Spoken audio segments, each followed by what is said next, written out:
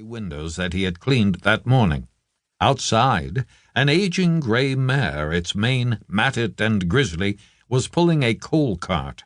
A flatbed truck with wooden sidings pulled up behind the cart, and the driver honked his horn. When the truck was eventually able to pull past, the two men in party uniforms in the front shouted and made gestures at the man in the cart who sat holding leather reins. He turned his tired face the other way, as if he hadn't heard them. Tomas moved his hands to the piano keys, rested them momentarily, and then began to play.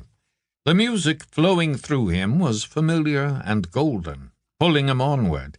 He had no choice but to follow it. He watched, examining his father as Nicholas lowered his head to concentrate.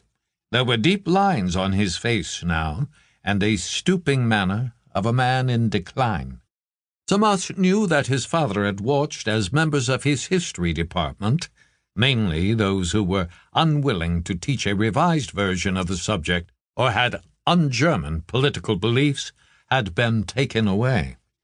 The prison on Prince Albrechtstrasse was full, so some were incarcerated in the old military prison in Tempelhof, which was now run by the Gestapo. Tomas had passed by this place, Columbia House, which was near the barracks, on his bicycle only last week. Slowing to examine its mean stone walls on Friesenstrasse, he had experienced an involuntary shudder. It was said that the place possessed dungeons and 156 cells in which there were hundreds of prisoners.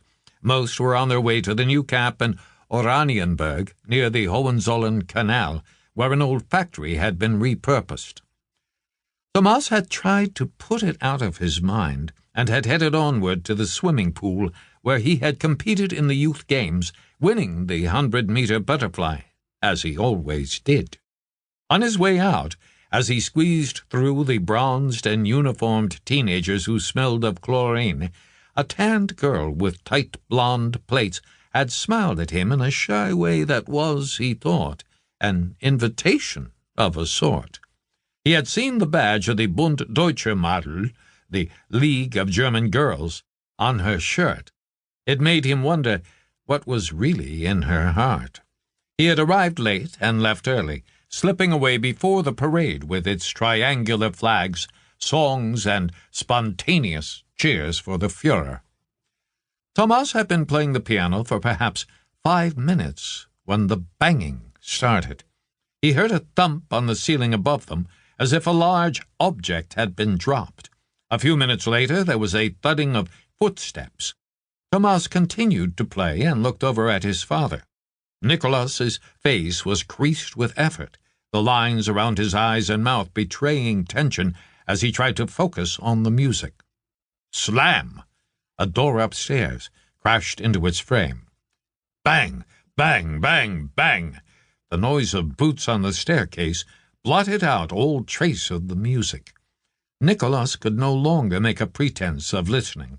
He slammed his pipe down, spilling its contents onto the crocheted cover of a side table. Bang! Bang! Bang! Bang!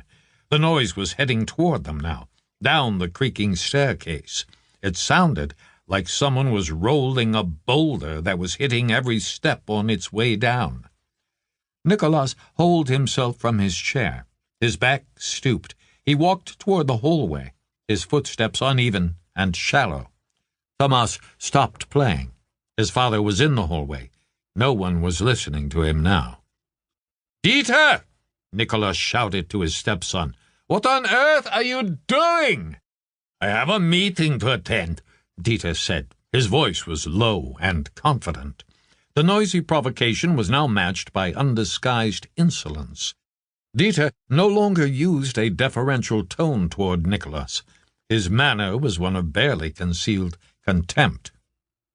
"Look at yourself, Dieter. What do you think you look like?" "Like a patriot, of course." Nicholas didn't answer. As he approached the hallway, Tomas watched his father's liver-spotted hand reach out and clasp the door frame to steady himself. The sinews were raised, pressed hard against the skin. "Ah, of course," Dieter